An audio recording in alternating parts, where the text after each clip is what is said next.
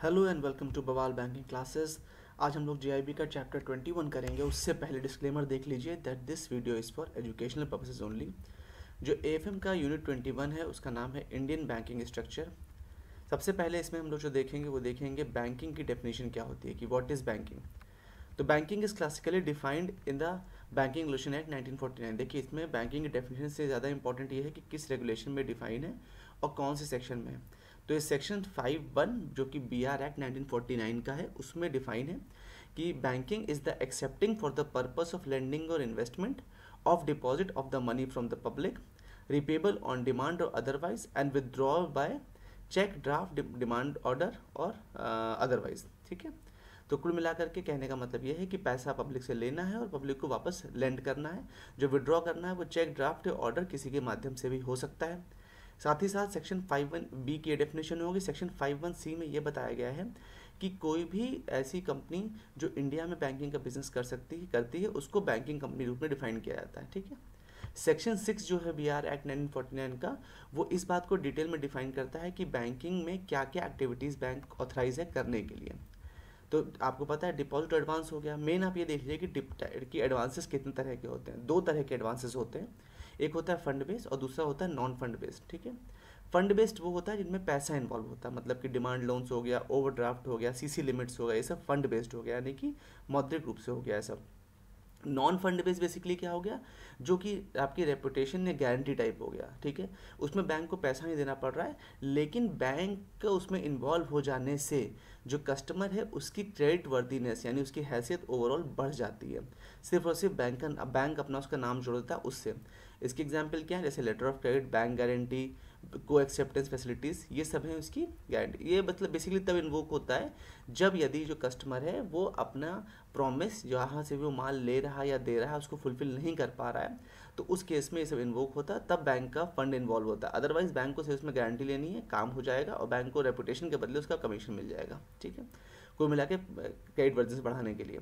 Section 7(1) ये define करता है कि कोई भी अदर कंपनी जो कि बैंक का काम नहीं कर रही है वो बैंक, बैंकर, बैंकिंग इन शब्दों का इस्तेमाल नहीं कर सकती। सेक्शन 7(1) ने बताया गया। अब बात करते हैं बैंकिंग की हिस्ट्री कि इंडिया में बैंकिंग की क्या हिस्ट्री रही है। तो सबसे पहले बना बैंक ऑफ हिंदुस्तान। कब बना? 1770 में। कहाँ बना? कैलकाटा में बना। ठीक है, 1770 कैलकाटा बैंक ऑफ हिंदुस्तान। ये यहाँ से इंडियन फाइनेंशियल सिस्टम की फॉर्मली शुरुआत हुई।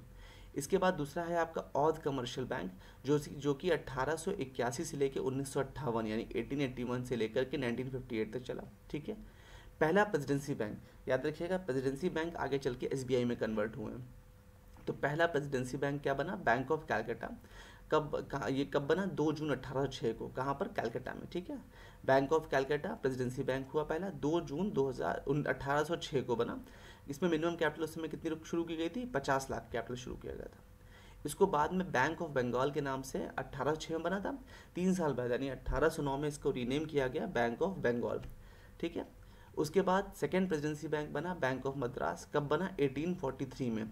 उसके बाद बना बैंक ऑफ बॉम्बे जुलाई 1843 में। मतलब 1843 में ओवरऑल 2 और बैंक बन गया प्रेसिडेंसी बैंक के, एक बना बैंक ऑफ मद्रास और दूसरा बना बैंक ऑफ बॉम्बे। तो सबसे पहले बैंक ऑफ बंगाल बन गया या कहते हैं द बैंक ऑफ कैलकाटा।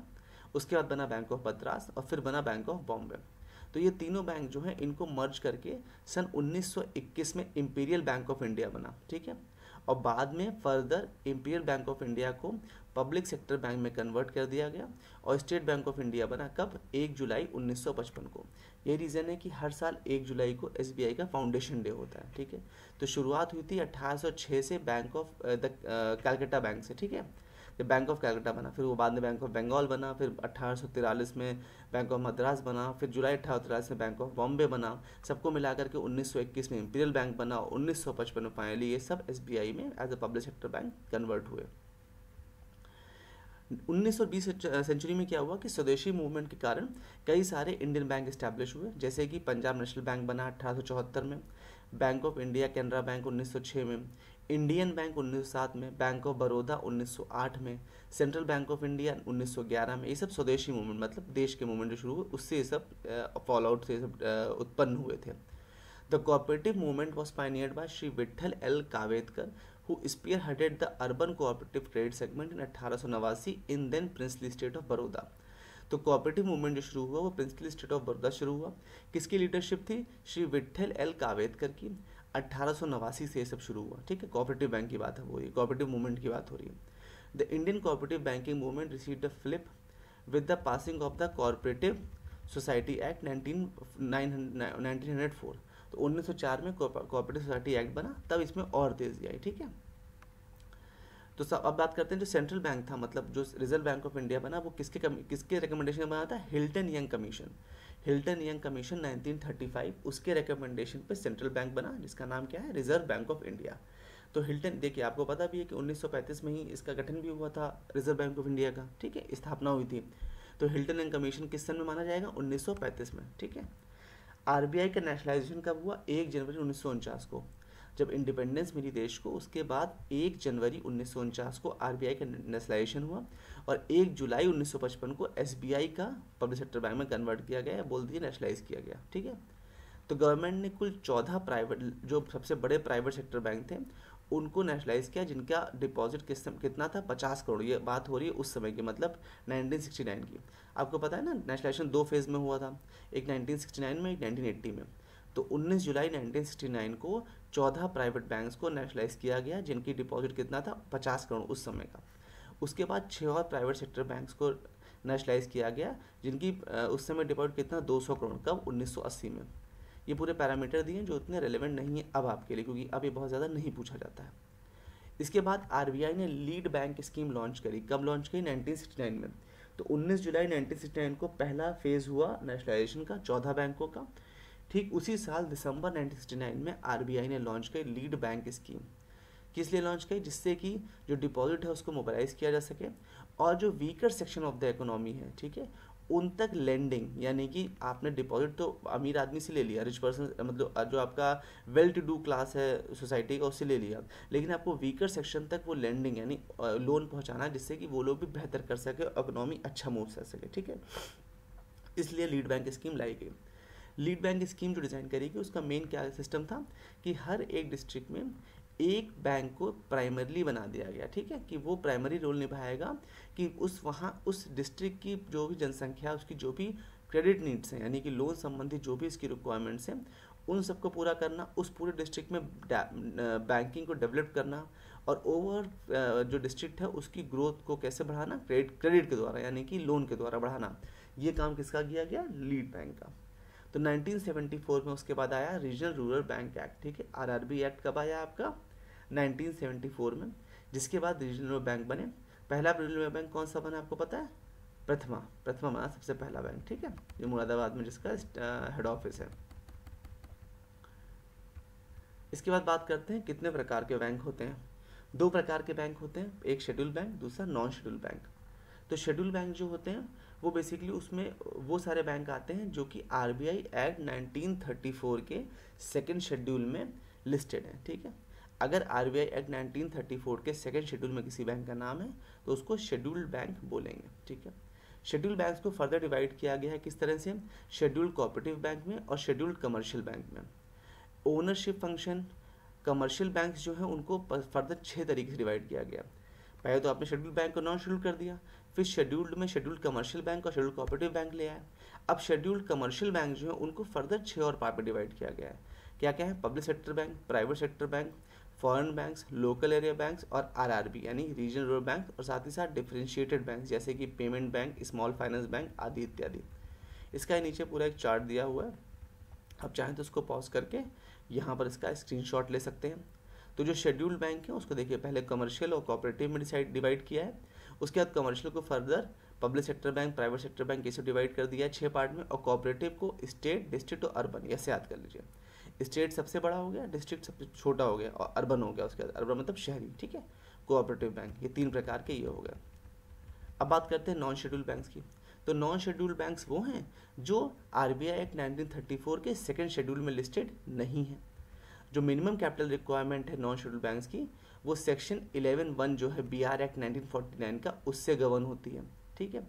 जबकि जो कैपिटल रिक्वायरमेंट है शेड्यूल बैंक्स की, वो गवर्न किससे होती है? वो आरबीआई एक्ट 1934 से गवर्न होती है, सेक्शन 42 से, ठीक है। तो सेक्शन 42(6) जो है आरबीआई एक्ट 1934 का, वो आपका क्या करता है? शेड्यूल बैंक्स की मिनिमम कैपिटल रिक्वायरमेंट बताता है, और जो BR एक्ट 1949 है उसका सेक्शन 11(1) आपको क्या बताता है, नॉन शेड्यूल बैंक्स का कैपिटल रिक्वायरमेंट बताता है। तो आज की डेट में एज ऑफ नाउ, जब ये बुक हम वीडियो की बात नहीं कर रहे हैं, बुक की बात कर रहे हैं, 3 local area banks, 11 state cooperative banks और 1477 अर्बन कोऑपरेटिव बैंक्स हैं जो RBI के पास नॉन शेड्यूल बैंक का डेटा है उसके हिसाब से। हालांकि ये रेलेवेंट नहीं है और ये एग्जाम में नहीं पूछा जाता, ये सिर्फ आपको हिस्ट्री से जोड़ने के लिए सब पूरा प्रोसेस बताया जा रहा है। पब्लिक सेक्टर बैंक जो हैं उसमें क्या क्या उसके बारे में बताया गया आगे कि पब्लिक सेक्टर बैंक में स्टेट बैंक ऑफ इंडिया आ जाता है और प्रेजेंटली 11 नेशनलाइज बैंक्स, ठीक है। स्टेट बैंक ऑफ इंडिया जो है उसकी 7 सब्सिडरीज थी पहले, आप लोगों को शायद बहुत पहले का याद भी हो, जिसमें बैंक ऑफ मैसूर, त्रावणकोर, पटियाला, ये सब स्टेट बैंक, हैदराबाद, ये सब आ जाते थे। लेकिन इन सबको 2008 से लेकर 2017 के बीच में धीमे धीमे मर्ज कर करके इन सब्सिडरीज को स्टेट बैंक में ही मर्ज कर दिया गया।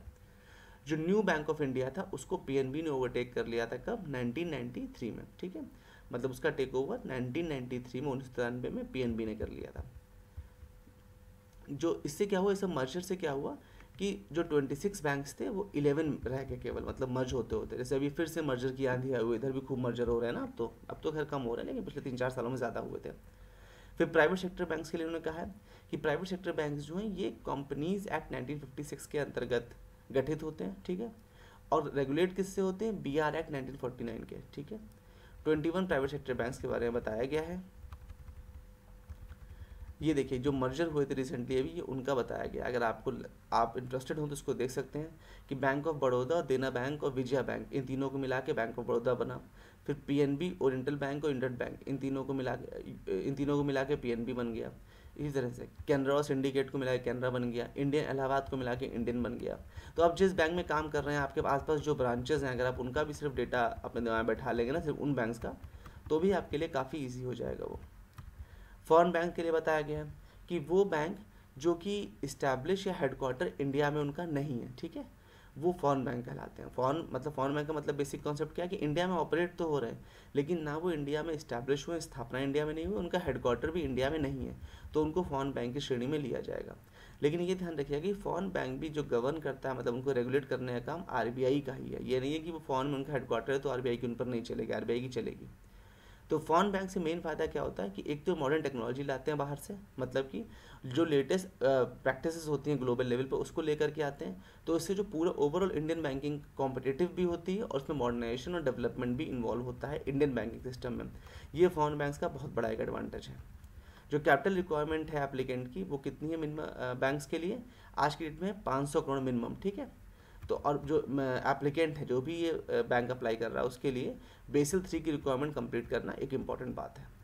लोकल एरिया बैंक जो है वो गवर्नमेंट ऑफ इंडिया की स्कीम जो 1996 अगस्त 1996 उसके हिसाब से बनते हैं, ठीक है।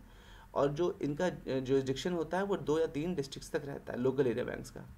ये किस लिए किया गया था, ये भी उसी लिए किया गया था कि रूरल और सेमी अर्बन एरिया में क्रेडिट अवेलेबिलिटी यानी लोन फैसिलिटी बेहतर तरीके से पहुंच पाए और अंडर सर्व्ड या अनसर्व्ड जो एरियाज़ हैं उन तक लोन पहुंच पाए, इससे इकोनॉमी अच्छा ग्रो कर सके। जो मिनिमम स्टार्टअप कैपिटल है लोकल एरिया बैंक के लिए वो कितना है, 5 करोड़ रुपए। 500 करोड़ था शेड्यूल उसके लिए, 5 करोड़ इसके लिए है। जो RRB है वो कब इस्टेब्लिश हुए थे, 1975 में। किसका रिकमेंडेशन था, नरसिम्हम कमेटी का। RRB एक्ट इनैक्ट कब हुआ था, 1976 में, ठीक है। तो RRB बने 1975 में, एक्ट इनैक्ट कब हुआ, 1976 में, नरसिम्हम कमेटी के सजेशन पर, ठीक है। नरसिम्हम कमेटी याद रखिएगा। RRBs में क्या रहता है, स्पॉन्सरशिप रहता है। एक रीजनल बैंक जो होता है उसका एक स्पॉन्सर बैंक रहता है उसे इस्टेब्लिश करने के लिए। तो कोई पब्लिक सेक्टर बैंक या प्राइवेट सेक्टर बैंक RRBs को स्पॉन्सर कर सकता है, ठीक है। सबके अलग अलग स्पॉन्सर होते हैं। जो RRB का उसका कैपिटल स्ट्रक्चर बताया गया है, ये BR एक्ट जो है आपका, जो RRB एक्ट में अमेंडमेंट किया गया 2015 का, उसके हिसाब से बताया गया है। तो ऑथराइज शेयर कैपिटल जो RRB का है वो कितना रहेगा, 2000 करोड़ का, ठीक है। 50% जो है वो सेंट्रल गवर्नमेंट का हिस्सा रहता है, 15% जो स्टेट गवर्नमेंट जहाँ पे ऑपरेट हो रहा है RRB उनका रहता है, और 35% स्पॉन्सर बैंक का रहता है, ठीक है। तो स्पॉन्सर बैंक का 35% हिस्सा, 50% सेंट्रल गवर्नमेंट का और 15% स्टेट, जो भी कंसर्न स्टेट गवर्नमेंट होगी उसका होगा। आगे उन्होंने बिजनेस बताया RRB का। RRB हर तरह का बिजनेस कर सकता है जो कि कमर्शियल बैंक करता है, बस फॉरेक्स बिजनेस नहीं कर सकता, ठीक है। मतलब जो फॉरेन करेंसी का लेन देन, जो फॉरेन एक्सचेंज वाला जो काम है वो नहीं कर सकता है, ठीक है। कभी कभी एक लिमिटेड एक्सटेंट तक अलाउ भी कर देता है RBI उन सर्टेन केसेस। इनका जो प्रायोरिटी सेक्टर टारगेट होता है आरआरबीज का वो इंपॉर्टेंट है। 75% होता है ANBC का, यानी एडजस्टेड नेट बैंक क्रेडिट का, या फिर CEOBE का, ठीक है, credit exposure of balance sheet exposure, ठीक है, in credit equivalent of balance sheet exposure इसका, या एडजस्टेड नेट बैंक क्रेडिट इसका 75% जो होता है वो इसका PSL होता है। ये PSL बहुत इंपॉर्टेंट रहता है। हालांकि आप लोग को याद भी होगा ये, क्योंकि ये बहुत कॉमन है कि स्मॉल फाइनेंस बैंक को इन दोनों में 75% रखा गया। इसके बाद बात करते हैं डिफरेंशिएटेड बैंक की। ये एक नया कॉन्सेप्ट कोई नहीं था डिफरेंशिएटेड बैंक जो है, लेकिन जो cooperative bank, primary agriculture society, credit society यानी PACS, अभी रिसेंटली PACS में वो भी किया गया है, इनको कंप्यूटराइज यानी CBS करने के लिए भी अच्छा खासा फंड अलॉट किया गया है, और RRB, LAB, ठीक है, ये सब मिला के इन सबको डिफरेंशिएटेड बैंक्स बोला जा सकता है एक तरीके से। तो सितंबर 2013 में डॉक्टर नचिकेत मोरे ने एक स्टडी करी। उनकी स्टडी का नाम क्या था? Comprehensive financial services for small businesses and low income house holds, ठीक है। इसके बाद ही इनके रिकमेंडेशन पर पेमेंट बैंक और स्मॉल फाइनेंस बैंक का काम शुरू हुआ था 2014 में, डॉक्टर नचिकेत मोरे। ये नाम याद रखिएगा, ये इंपॉर्टेंट, ये अभी पूछा जाता है। जैसे RRB एक्ट 1970 नरसिम्हम कमेटी का रिकमेंडेशन था, उसी तरह पेमेंट बैंक और small finance bank doctor Nachiket More का रिकमेंडेशन था। पेपर का नाम भले ही मत याद रखिएगा, लेकिन पर्सन का नाम याद रखिएगा। जो पेमेंट बैंक होते हैं वो रजिस्टर्ड होते हैं अंदर किसके अंतर्गत? कंपनीज एक्ट 2013 के अंतर्गत, ठीक है, जो भी पेमेंट बैंक होते हैं। लेकिन वो गवर्न कौन करता है? बैंकिंग रेगुलेशन एक्ट 1949, ठीक है, और RBI एक्ट 1934 और फॉरेक्स एक्ट 1999, PSS यानी पेमेंट सेटलमेंट 2007, ये भी, ठीक है, ये सब इसको गवर्न करते हैं। जो पेमेंट बैंक है उसके क्या क्या फीचर है? ये डिफरेंशिएटेड बैंक है, ये यूनिवर्सल बैंक नहीं। अभी हालांकि अभी रिसेंटली यूनिवर्सल बैंक के लिए ओपनिंग आई है, तो उसमें ये लोग अपना प्रयास कर रहे हैं, स्मॉल फाइनेंस बैंक को ये लोग घुसने की कोशिश कर रहे हैं। तो डिफरेंशिएटेड बैंक में इनको मानेंगे, इनको यूनिवर्सल बैंक नहीं मानेंगे, जबकि अभी फिलहाल की डेट में ये स्मॉलर स्केल पे ऑपरेट होते हैं। इनका minimum paid up capital 1000 crore होता है, ठीक है। ये 2 लाख पर कस्टमर तक डिपॉजिट एक्सेप्ट कर सकते हैं। जो एक्टिविटीज़ हैं इनकी, अच्छा, जो भी ये लिमिट वाली बात होती है ना कि कितना पेड अप है कितना, ये जब भी आप पेपर देने जाइए तो उससे पहले, उससे 2-4 दिन पहले एक बार अपडेट जरूर कर लीजिए स्वयं को, क्योंकि इसमें देखिए करंट अफेयर्स का पेपर तो उसमें हो ना ही GA का हो रहा है, लेकिन आपको अपडेट होना चाहिए। तो इससे पहले, जाने से पहले गूगल के थ्रू अपडेट जरूर कर लीजिए। जैसे रेपो रिवर्स रेपो की प्रैक्टिस है ना, वैसे इन सब की चीज़ों को भी कर लीजिए, ये आपको हेल्प करेगा। या आप इसका एक चार्ट बना लीजिए, तो लास्ट डे आपको याद रहेगा कि आपको क्या क्या कंफर्म करना है एग्जाम देने से पहले, ठीक है। एग्जाम से मतलब 1 हफ्ते पहले भी आप कंफर्म कर लेंगे तो बेहतर रहेगा। द एक्टिविटी, क्या क्या एक्टिविटीज़ पेमेंट बैंक में इन्वॉल्व होती हैं? पेमेंट बैंक जो है वो एक तो लोन नहीं दे सकते, ये ध्यान रखिएगा। ये क्रेडिट कार्ड इशू नहीं कर सकते हैं, ये टर्म डिपॉजिट नहीं कर सकते हैं, मतलब टर्म डिपॉजिट मतलब कि FD नहीं कर सकते हैं, और NRI से कस्टम नहीं ले सकते डिपॉजिट, ठीक है। ये अपनी सब्सिडरीज सेटअप नहीं कर सकते हैं, और नॉन बैंकिंग फाइनेंशियल एक्टिविटीज़ नहीं कर सकते हैं, मतलब लेटर ऑफ गारंटी और बैंक गारंटी ये सब नहीं, लेटर ऑफ क्रेडिट वगैरह नहीं दे सकते हैं। स्मॉल फाइनेंस बैंक के क्या क्या होता है देख लीजिए, वही पेमेंट बैंक की तरह ही है। इसकी टेक्नोलॉजी ज़्यादा है, इसका कॉस्ट ऑपरेशन जो है वो लो कॉस्ट ऑपरेशन, ठीक है। इनका मेन कॉन्सेप्ट क्या है? High technology low cost operation. ये डिपॉजिट एक्सेप्ट करते हैं और लेंडिंग कर सकते हैं, किसको? अनसर्व्ड या अंडरसर्व्ड सेक्शन को, ठीक है। जो पेमेंट बैंक है वो डिपॉजिट लेते हैं 2 लाख पर कस्टमर तक, लेकिन लेंडिंग नहीं कर सकते। ये लेंडिंग और डिपॉजिट दोनों कर सकते हैं। इनका कैपिटल रिक्वायरमेंट 200 करोड़ है, पेमेंट बैंक का कितना था? 100 करोड़, ठीक है। ये दोनों का आप अगर कंपेयर करते चलेंगे तो आपके लिए कंपेरेटिवली आसान होगा याद करना। अभी आगे का जो कोऑपरेटिव बैंक है ये हम लोग नेक्स्ट वीडियो में कंटिन्यू करेंगे। Thank you so much for your valuable time. Do like, share and subscribe to the video. Thank you so much for your time.